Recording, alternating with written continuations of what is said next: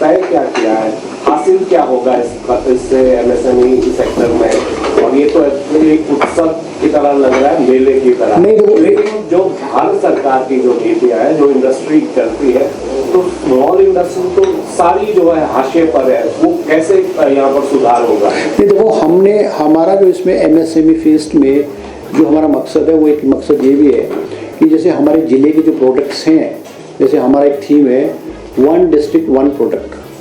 हम हर ज़िले के जो प्रोडक्ट हैं उसको मार्केट में लाएं, उसकी पब्लिसिटी करें, उसकी मार्केटिंग करें। अब industry means, industry doesn't mean कि भी बड़े बड़े जो उद्योग हैं वही इंडस्ट्री है, वही नहीं है। मगर जो छोटे छोटे हमारे उद्यमी हैं, छोटे छोटे जो हमारे ग्रामीण क्षेत्रों में छोटे छोटे प्रोडक्ट्स हैं बना रहे हैं, उनके भी प्रोडक्ट को हमको बेचना है, उनके प्रोडक्ट को भी हमने पब्लिसाइज करना है। अब हम हिमाचली जो उद्योग, छोटे छोटे उद्योग हैं, स्मॉल स्केल वाले, उनको बुला रहे हैं, और हम जो बड़े हाउसेज आएंगे उनको हम भी फोर्स करेंगे, हम उनको कहेंगे कि हमारे जो लोकल प्रोडक्ट्स हैं उनको आप परचेज करें। अब हमने जैसे हमारे इंक्यूबेशन सेंटर्स हैं, हमारे स्टार्टअप्स हैं, बहुत सारे स्टार्टअप्स हैं, बहुत सारी यूनिवर्सिटीज़ में, बहुत सारे इंस्टीट्यूशन में, आईआईटी मंडी में, IIM सिरमौर में हमारे जो है स्टार्टअप्स प्रोडक्ट्स हैं, इंक्यूबेशन सेंटर्स हैं। बहुत सारे बच्चों ने, बहुत सारे नौजवानों ने जो वो बनाना चाहते हैं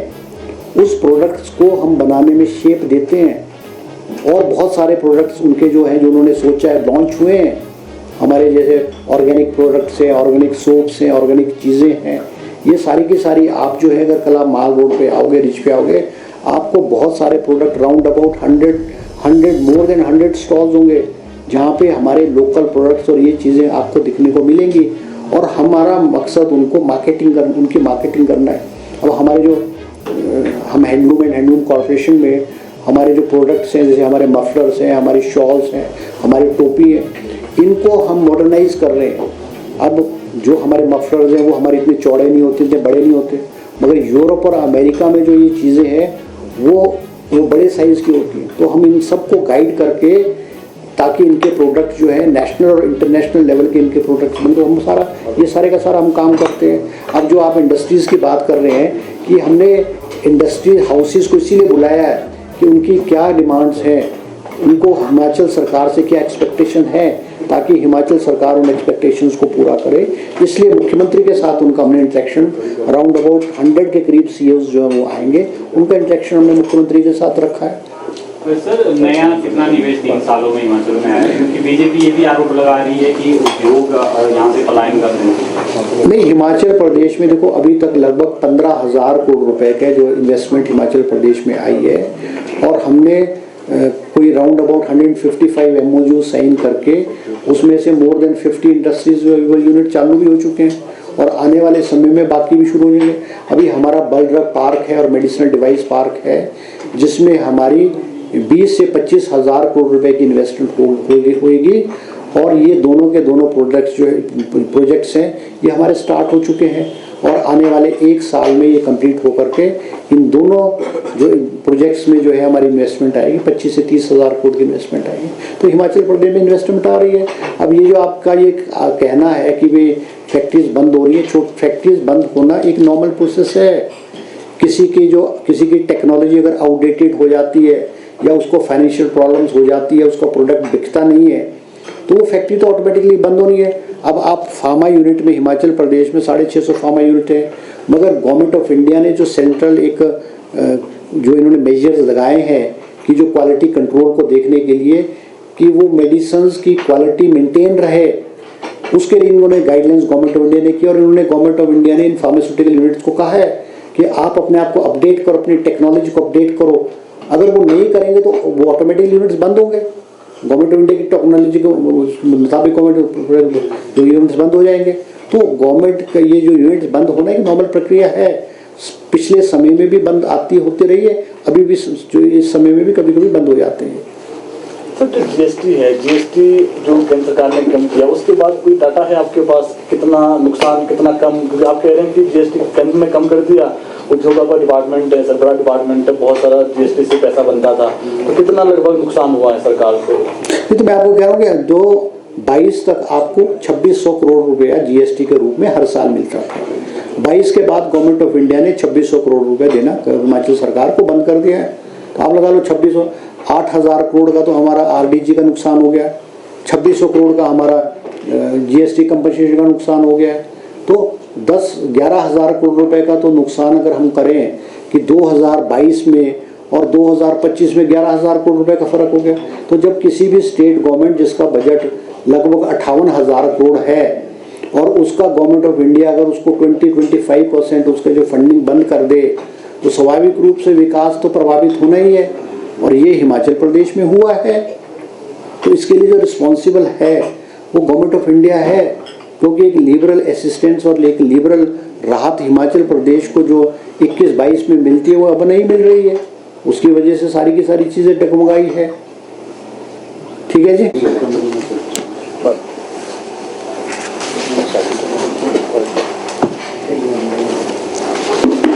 करिए है। आप सब लोगों का स्वागत है हमारे सभी पत्रकार बंधुओं का। आज एक इम्पोर्टेंट प्रेस कॉन्फ्रेंस करने का मुझे जो है सौभाग्य प्राप्त हुआ है, क्योंकि हिमाचल प्रदेश में भारतीय जनता पार्टी के बहुत सारे नेता जयराम ठाकुर जी और बहुत सारे भाजपा के नेता जो भ्रमित प्रचार हिमाचल प्रदेश की वित्तीय स्थिति के बारे में कर रहे हैं और केंद्र सरकार द्वारा पैसे के बारे में जो है कि गवर्नमेंट ऑफ इंडिया हिमाचल सरकार को पैसा दे रही है,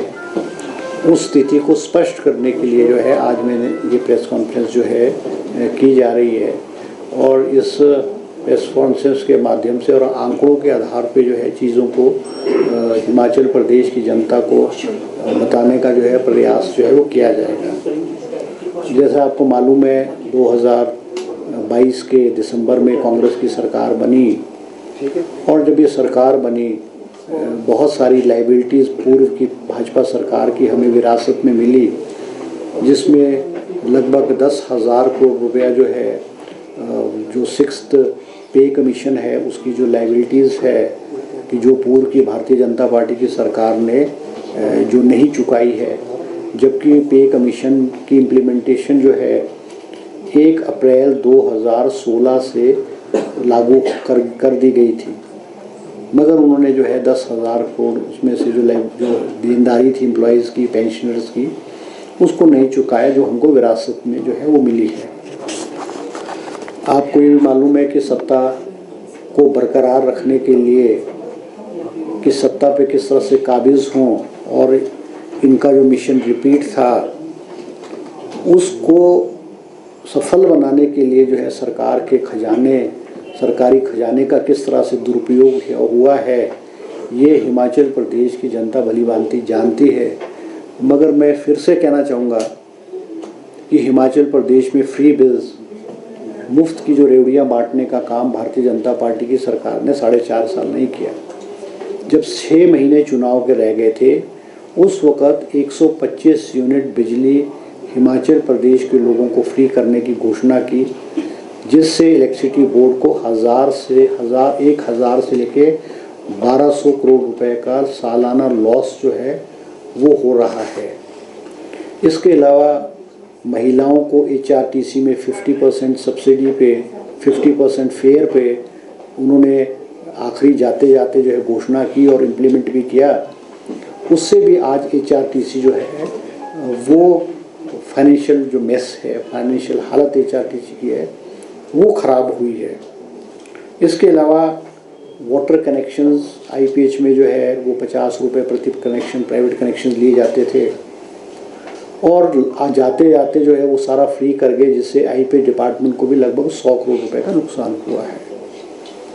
आप जानते हैं अमृत महोत्सव, एक चुनाव क्षेत्र में एक अमृत महोत्सव मनाया गया जिसपे सरकारी खजाने से 50 लाख रुपए प्रति एक फंक्शन रखा गया था, जिसमें सरकारी बसें हैं, खाना पीना और सारे खर्चे के 68 चुनाव क्षेत्रों में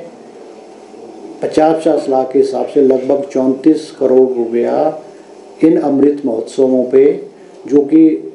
चुनाव रैली के रूप में जो है आखिरी 3 महीने में चुनाव रैलियों के रूप में जो पैसा खर्च किया, और हिमाचल प्रदेश की किसी भी सरकार ने कभी भी आज तक, चाहे पूर्व में शांता कुमार जी रहे, प्रेम कुमार धूमल जी रहे या कांग्रेस की सरकारें भी रही हैं, कभी भी सरकारी धन का राजनीतिक रैलियों के में जो है वो इस्तेमाल नहीं हुआ। मगर 2022 के पूर्व मुख्यमंत्री जयराम जी के समय में इसका भी दुरुपयोग हुआ है। आप जानते हैं कि स्टेट जो है, हिमाचल गवर्नमेंट जो हिमाचल की सरकारें हैं वो केंद्र पर निर्भर रहती हैं, और केंद्र में जो भी प्रधानमंत्री रहे हैं सब ने हिमाचल प्रदेश को एक लिबरल असिस्टेंट हमेशा से लेकर के दी है। मगर अब जो है परिस्थितियां विपरीत हो गई हैं। कांग्रेस की सरकार बनने के बाद हमको राजनीतिक रूप से डिस्टेबलाइज करने के लिए 2024 में राज्यसभा के चुनाव में आपने देखा किस तरह से ऑपरेशन लोटस को यूज़ किया गया और किस तरह से ऑपरेशन लोटस फेल हुआ। प्रदेश में प्राकृतिक आपदा आई 2023 में, भारी बरसात हुई जिसका 10,000 करोड़ रुपए का नुकसान हुआ, और 2025 में इस साल भी 5,500 करोड़ रुपए का नुकसान हुआ है। मगर इस सारी विपरीत परिस्थितियों के बावजूद भी मुख्यमंत्री सुखविंदर सिंह सुक्खू जी के नेतृत्व में हम सब ने ये कठिनाई जो है वो पार की है। हिमाचल प्रदेश में विकास की जो रफ्तार है वो थोड़ी धीमी हुई थी, उसको तेज़ करने का प्रयास जो है मुख्यमंत्री सुखविंदर सिंह सुक्खू जी ने किया है। मैं आंकड़ों के आधार पे आपको ये कहूँगा कि जो मेरा आरोप है केंद्र सरकार पे कि हमको फाइनेंशियली हमारा गला घोंटने की कोशिश जो की जा रही है, ताकि हिमाचल प्रदेश का जो विकास है और हिमाचल प्रदेश की जो विकास की गति है उसको धीमा किया जाए। 1 करोड़ रुपए में से भी 25% मतलब 500 करोड़ रुपए हमारा स्टेट ने उसमें डाला है, और हिमाचल प्रदेश की जो स्थिति, सड़कों की स्थिति है, आईपीएस स्कीम्स की स्थिति है, और जो बिल्डिंग्स है जो 23 में डैमेज हुई थी वो हमने स्टेट हेड से, स्टेट के रिसोर्सेज से सारी की सारी चीज़ें जो है वो रिस्टोर की है। और एक और बात है कि अगर हमको पैसा लेट आता है या कोई चीज़ लेट आती है तो उसका जो मायने, ज़्यादा मायने नहीं रह जाते हैं, क्योंकि अगर हमको ज़रूरत 23 में है तो हमको 23 में ही पैसा आना चाहिए। इसके अलावा जो है बहुत सारी बातें बोलते हैं बीजेपी वाले कि जी पीडब्ल्यूडी नेशनल हाईवे में आ गई, हमको इसमें पैसा आ गया, प्रधानमंत्री आवास योजना में आ गया, हमको जो है नरेगा का पैसा आ गया। मैं ये स्पष्ट रूप से कहना चाहूँगा कि पिछले 3 साल में हमारे जो हर हेड में इंक्लूडिंग नरेगा जो हमारी ग्रांट्स जो हैं वो पिछले 4-5 सालों में हमेशा से लेकर के कम हो रही हैं ग्रांट्स, चाहे हमारी नेशनल हाईवे में है, चाहे हमारी उसमें सेंट्रल रोड CRF रोड्स में है, चाहे हमारी नरेगा की है। तो गवर्नमेंट को जो है वो एक फाइनेंशियली जो है रिस्ट्रेन करने की कोशिश जो है गवर्नमेंट ऑफ इंडिया की तरफ से जो है वो की जा रही है। और जो हमारा जो गवर्नमेंट ऑफ इंडिया की कमिटमेंट है वो हर स्टेट के लिए है, और जो ग्रांट्स है वो जो स्टेट सेंट्रल ग्रांट्स मिलती है वो कोई ऐसा नहीं है कि हिमाचल प्रदेश को मिल रही है। हमको आज तक जो भी मिला है गवर्नमेंट ऑफ इंडिया से वो हमारा जो हक है, जो हमको पिछले कई वर्षों से मिल रहा है, बेशक वो हमको कम मिल रहा है as compared to previous years, मगर वो हमको मिला है। गवर्नमेंट ऑफ इंडिया ने एक नया पैसा भी ओवर एंड अबव जो हमारा शेयर है उससे एक नया पैसा भी हमको ज़्यादा नहीं दिया है। हमारे नेशनल हाईवेज़ की रोड्स बहुत डैमेज हुई हैं, हमारी कुल्लू मनाली वाली जो रोड्स हैं वो बहुत डैमेज हुई हैं, मगर अभी भी उनको जो ठीक करने की रफ्तार है वो बहुत धीमी है, धीमी गति से जो है वो चल रही है। तो हम निवेदन करेंगे, जैसे मुख्यमंत्री जी ने सदन में भी कहा है, जयराम जी को भी कहा है कि हिमाचल सरकार के हितों की रक्षा और पैरवी करने की जिम्मेवारी जहां सरकार की है वहां भारतीय जनता पार्टी और विपक्ष की भी उतनी ही जिम्मेवारी बनती है। और मुख्यमंत्री जी ने कई बार कहा है कि हम जयराम जी के नेतृत्व में केंद्र सरकार के पास, प्रधानमंत्री नरेंद्र मोदी जी के पास, माननीय गृह मंत्री अमित शाह जी के पास, हम हिमाचल प्रदेश का मंत्रिमंडल इंक्लूडिंग चीफ मिनिस्टर वो इनके नेतृत्व में दिल्ली जाने को तैयार है, ताकि हिमाचल प्रदेश की वित्तीय स्थिति को जो है वो सुधारा जा सके। हिमाचल प्रदेश के मुख्यमंत्री सुखविंदर सिंह सुक्खू जी ने इन विपरीत परिस्थितियों के बावजूद भी हिमाचल प्रदेश की जो विकास की गति है उसको धीमी नहीं होने दी है। और सबसे बड़ी बात है कि हमने अपने संसाधन जुटाने का भी प्रयास किया है, और जो मुख्यमंत्री कहते हैं कि हिमाचल प्रदेश को जो है वो आत्मनिर्भर जो है, हिमाचल प्रदेश को जो है आत्मनिर्भर बनाया जाएगा। और ये जो हम जो कह रहे हैं आत्मनिर्भर बनाने वाली बात कह रहे हैं, ये हम ऐसे ही नहीं कह रहे हैं। अब अगर हम in terms of resource mobilisation है,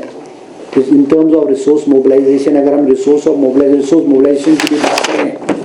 तो मैं आंकड़ों के आधार पर कह रहा हूँ ये बात कि बीजेपी की सरकार ने 2017 से 2022 तक जो स्टेट्स में रिसोर्स मोबिलाइजेशन या रिसोर्स इकट्ठे करने की जो काम किया था उसमें इन्होंने 55,564 रुपए इकट्ठे किए थे। स्टेट्स के रिसोर्स मोबिलाइज करके 55,564 रुपए इकट्ठे किए थे। और हमारी सरकार और मुख्यमंत्री के नेतृत्व में हमने 3 सालों के अंदर अभी तक जो अपनी आय अर्जित की है वो लगभग 50,000 करोड़ रुपए की, 50,000 करोड़, ताकि हिमाचल प्रदेश जो है वो आत्मनिर्भर हो। और हिमाचल प्रदेश में रिसोर्सेज चाहे वो एक्साइज है, चाहे हमारे इंडस्ट्री है, चाहे पावर सेक्टर है, चाहे टूरिज्म सेक्टर है, चाहे रियल एस्टेट सेक्टर है, इन सब में रिसोर्स मोबिलाइजेशन करने की कोशिश और प्रयास जो है हमारी सरकार ने जो है बहुत तेज़ी से जो है की है। और मैं आपके माध्यम से हिमाचल प्रदेश की जनता को भी बताना चाहूँगा कि आने वाले समय में हिमाचल प्रदेश जो है आत्मनिर्भर होगा। हिमाचल प्रदेश में जो विकास की गति है वो और तेज़ होगी। इसको धीमी करने नहीं जाएगी, इंस्पाइट ऑफ द फैक्ट कि अगर हमको गवर्नमेंट ऑफ इंडिया से भी रिसोर्सेज नहीं आएंगे या रिसोर्सेज कम आएंगे तो भी हिमाचल प्रदेश को आगे जो है वो ले जाने का प्रयास मुख्यमंत्री जी के नेतृत्व में किया जाएगा। ये मेरी ये मैं इम्पोर्टेंट बात भूल गया कि हमारे प्रधानमंत्री जी धर्मशाला में आए और उन्होंने हिमाचल प्रदेश को इस आपदा की घड़ी में 1500 करोड़ रुपए की घोषणा भी की है। मगर दुख की बात यह है कि 1500 करोड़ अभी तक जो है हिमाचल प्रदेश को प्राप्त नहीं हुआ है। हिमाचल प्रदेश की 75 लाख जो जनता है वो मोदी जी के 1500 करोड़ रुपए का इंतज़ार कर रही है, ताकि जो गांव में हिमाचल प्रदेश के अलग अलग क्षेत्रों में सड़कों में पीने के पानी की स्कीम्स हैं उनको नुकसान हुआ है उसको जो है बहाली की जाएगी। अभी बहुत सारी चीज़ें जो है टेम्परेरी रिस्टोर की हैं, मगर हमको अगर 1500 करोड़ रुपए मोदी जी के प्राप्त होंगे तो उससे हमको बहुत बड़ी राहत जो है वो मिलेगी, और उम्मीद करते हैं कि वो हमें जल्द से जल्द जो है वो मिले। इसके अलावा जी कुछ और?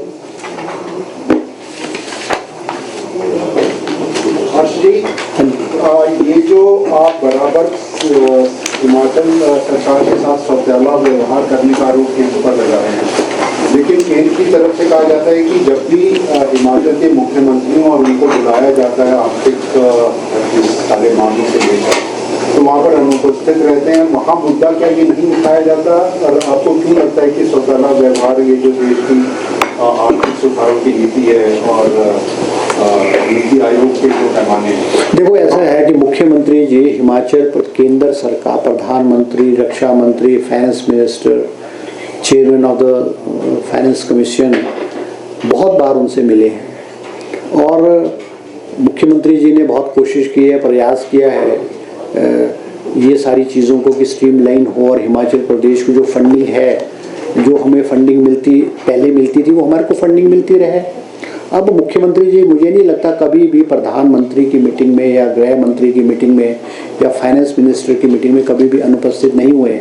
अगर कभी नहीं गए होंगे, हो सकता है कई बार विधानसभा का सेशन है तो विधानसभा के सेशन को भी अगर नहीं छोड़ा जा सकता है, ऐसा नहीं हुआ है। और हम ये जैसे मैंने भी कहा कि ये कोई कांग्रेस सरकार की ही जिम्मेवारी नहीं है, क्योंकि गवर्नमेंट ऑफ इंडिया में बीजेपी गवर्नमेंट है, बीजेपी गवर्नमेंट, तो इनकी भी नैतिक जिम्मेवारी बनती है। मगर जिस तरह से कई बार हमको सूचना मिलती है कई बार अनऑफिशियली पता लगता है कि भाजपा के नेता दिल्ली जा कर के पैसे को रुकवाने के लिए जाते हैं। मुख्यमंत्री पहले दिन दिल्ली जाएंगे, प्रधानमंत्री, गृह मंत्री, वित्त मंत्री से मिलते हैं, पीछे से जा कर के फिर रुकवाने की बात करते हैं। और बहुत सारे लोगों ने कहा इस बात को कि भाजपा के नेता दिल्ली में आकर के रुकवाने की बात करते हैं। तो मैं कहना चाहूँगा कि देखो, जब चुनाव होगा, चुनाव में हम ये आपस में एक दूसरे के ऊपर आरोप प्रत्यारोप करते हैं, मगर ऐसे संकट के घड़ी में जब प्रदेश इस आपदा के कठिन दौर से गुजर रहा हो, तो हम सबको चाहिए, हम सबको मिलकर के हिमाचल प्रदेश के जो हक हैं, हक हुकूक हैं, उसकी लड़ाई हमको लड़नी चाहिए। और हम उम्मीद करते हैं कि भाजपा के भी नेताओं से कि वो इस लड़ाई में हमारा साथ दें, और हम ये लड़ाई उनके नेतृत्व में भी लड़ने को तैयार हैं, जैसे मुख्यमंत्री जी ने कई बार कहा। हर्ष, आप ये फेस्ट का आयोजन RDG हमको मिलती है, जो कि 14 स्टेट्स ऑल ओवर इंडिया है, जो फाइनेंशियली इकोनॉमिकली वायबल स्टेट्स नहीं रहे हैं, उनको RDG को 14 स्टेटों को गवर्नमेंट ऑफ इंडिया देती है। 2021-22 में RDG थी 10,257 करोड़, 22-23 में RDG हुई 9,377 करोड़, 23-24 में जो रेवेन्यू डेफिसिट ग्रांट हुआ वो हुआ 8,058 करोड़ रुपए, और 24-25 में जाकर के RDG जो है रेवेन्यू डेफिसिट ग्रांट है वो हुआ 6,258 रुपए, और RDG जो है 2025-26 में कितनी हुई, 3,257 रुपए। अब अगर हम इसका फर्क देखते हैं, RDG का फर्क देखते हैं, जो है 21-22 और 25-26 में ये लगभग 8,000 करोड़ रुपए का जो गैप है, 8,000 करोड़ का जो डिफरेंस है RDG में, वो हिमाचल प्रदेश में RDG का डिफरेंस जो है वो आया है। इसके अलावा जब ये GST लागू किया गया था, तो 2017 से 2022 तक हमको जो GST कंपनसेशन के रूप में था वो 13,229 रुपये आया। 5 साल में हमें 13,229 करोड़ रुपया जो है वो आया। लगभग 2,600 से 2,700 करोड़ रुपया हमको GST कंपनसेशन के रूप में गवर्नमेंट ऑफ इंडिया से हर साल जो है प्राप्त होता था, मगर 2022 में इसको बंद कर दिया गया, जिससे लगभग 2,500 करोड़ रुपए का लॉस जो है हिमाचल प्रदेश की सरकार को जो है हुआ है। अगर हम ये दोनों आंकड़े जोड़ लें तो लगभग 10,500 करोड़ रुपया हमको 2021 की तुलना में 25-26 में 10,500 करोड़ रुपए कम गवर्नमेंट ऑफ इंडिया से हमको जो है प्राप्त हुए हैं। और हमने OPS लागू किया। उस OPS लागू करने की एवज में जो हमारी एडिशनल जो हमारी बोरिंग थी 1770 करोड़ रुपया जो हमारी बोरिंग होती थी, वो भी गवर्नमेंट ऑफ इंडिया ने उसको बंद कर दिया। तो कुल मिलाकर के लॉस हमारा कितना हो गया, 12,000 करोड़ रुपए का एक वित्तीय वर्ष में स्टेट को पैसा जो है वो कम हो गया 12,000 करोड़। इसके अलावा हमारा जो जब कोविड आता है, कभी भी स्टेट में या नेशनल लेवल पे, कभी भी किसी भी स्टेट्स में या नेशनल लेवल पे कोई डिजास्टर आता है या कभी कोई जैसे कोविड का दौर आया, उस वक्त भी जो है हमको जो है गवर्नमेंट ऑफ इंडिया ने जो एडिशनल बोरिंग जो है 2% एडिशनल बोरिंग ऑफ GSDP जो है वो अलाउ की। हमने मुख्यमंत्री जी ने फाइनेंस मिनिस्टर से भी, होम मिनिस्टर से भी निवेदन किया था कि हमारे को एडिशनल बोरिंग जो है on pattern on par with Covid time, क्योंकि 2 वित्तीय वर्ष में हमारे आपदा 2 वर्षों में आ गई है, मगर वो एडिशनल बोरिंग भी हमको जो है अलाउ नहीं की गई। और इस एडिशनल बोरिंग करने की वजह से हमारे प्रदेश की जो थोड़ी सी स्थिति है वो हमारी जो है वो सुधर सकती है। अब बीजेपी के लोग बहुत सारी बातें बोलते हैं कि जी हमारे को NDRF में पैसा आ गया, SDRF में पैसा आ गया और हेड्स में पैसा आ गया, और कई हजारों करोड़ में गिनते हैं। कोई 25,000 करोड़ बोलता है, कोई 30,000 करोड़ बोलता है, तो 35,000 करोड़ बोलता है। मैं आपको स्पष्ट रूप से ये आंकड़ों के आधार पर आपको ये फिगर्स दे रहा हूँ। हमको पिछले 3 सालों में 2023-24 में हमको टोटल जो पैसा आया है SDRF में, NDRF में इंक्लूडिंग PDNA, SDMF में state disaster mitigation fund, national disaster mitigation fund, ये सारे का सारा हमको 2023-24 में 1235 करोड़ रुपए आया है और 2024-25 में हमको आया है 704 करोड़ रुपए और 25-26 में ये जो हेड्स मैंने आपको भी गिने हैं, जो भी हेड्स हैं, इस सारे में हमको आया 2282 करोड़ रुपया, 2282 करोड़ रुपया। और ये टोटल मिलके हमको अलग अलग हेड्स में सारे का सारा हमको अभी तक 4270 करोड़ रुपया आया। और इसमें से भी हमको जो आया है पैसा, वो मैं आपको जो आंकड़ा करूँ, ये हमारा इसमें हमारा जो state share including our state share also, ये मैं आपको स्टेट शेयर, अगर हम स्टेट शेयर को बाहर निकाल दें तो हमको गवर्नमेंट ऑफ इंडिया से 3554 करोड़ रुपया है। 3554 करोड़ रुपया हमारे को SDRF, NDRF, SDMF, NDMF के हेड्स में जो डिजास्टर मैनेजमेंट और उसमें अलग अलग हेड्स में PDN में आता है,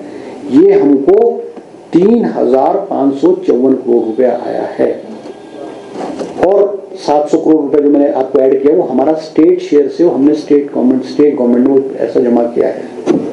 अब जैसे जो ये रिकमेंडेशंस होती हैं,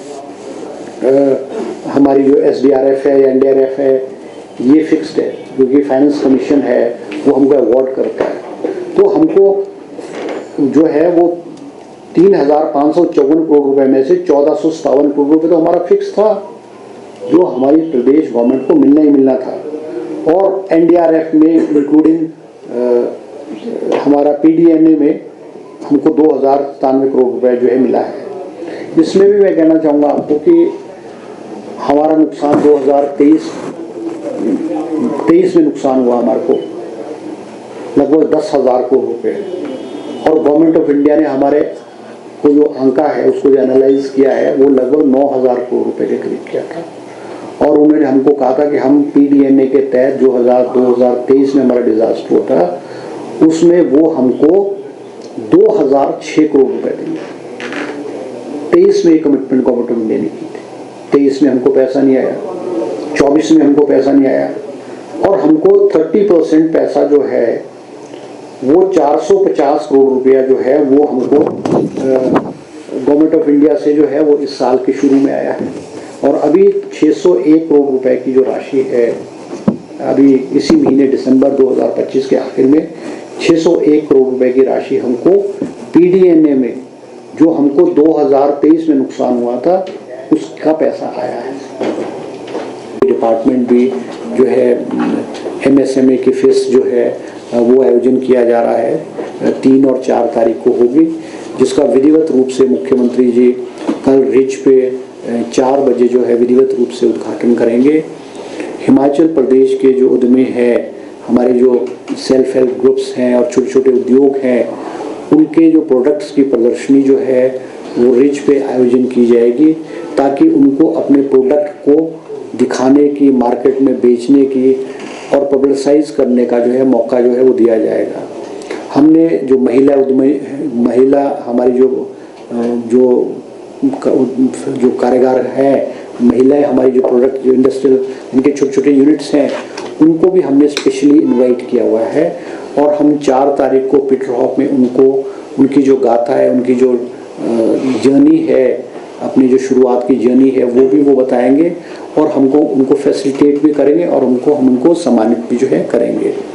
कल रिच पे जो है वो हिमाचली ड्रेस का जो है वो फैशन शो भी होगा, क्योंकि हमने हिमाचली जो हमारी ड्रेसेस है, हमारी पहनावा है, उसको हमने मॉडर्नाइज करके उसमें हमने वेस्टर्न लुक दे करके, जैसे हर डिस्ट्रिक्ट्स के हमारे जो ड्रेसेस हैं उनका भी जो है हम प्रदर्शन करेंगे। हिमाचल प्रदेश की जो कुजीन है, हमारे जो खाने हैं, उनका भी प्रदर्शन जो है वो किया जाएगा, क्योंकि हमारे जो है जैसे हमारे कुजीन है, हमारे क्लोथ्स है, हमारा कल्चर है, हम कहते हैं 3C वो हम इन तीनों चीज़ का कुजीन, क्लोथ्स एंड कल्चर, इसका हम प्रदर्शन जो है वो रिच पे करेंगे। रात को कल्चरल नाइट भी होगी और 24 को पीटर हॉफ में जो CEOs हैं, बड़े बड़े जो यूनिट्स वाले CEOs हैं और बाहर बहुत सारे लोग हैं जो हिमाचल प्रदेश में इन्वेस्ट करने जा रहे हैं। कुछ ऐसे लोग हैं जिन्होंने हिमाचल प्रदेश में इन्वेस्ट किया है, उनका इंटरेक्शन मुख्यमंत्री जी के साथ इंटरेक्शन होगा, ताकि उनके जो वो क्या हम हिमाचल सरकार से इंडस्ट्रियल सेक्टर को और प्रमोट करने के लिए हिमाचल गवर्नमेंट से क्या चाहते हैं, वो हमने एक प्रोग्राम रखा है। आप सब मीडिया के भी हमारे सब बंधुओं को मैं आपको आमंत्रित करूंगा कि आप सब आएँ। हमारे जो प्रोडक्ट्स हैं, हमारी चीज़ें हैं, हमारी पब्लिसिटी है, उसमें भी हम चाहेंगे कि आप सबका जो है हमको सहयोग प्राप्त हो। आप सबका बहुत बहुत धन्यवाद।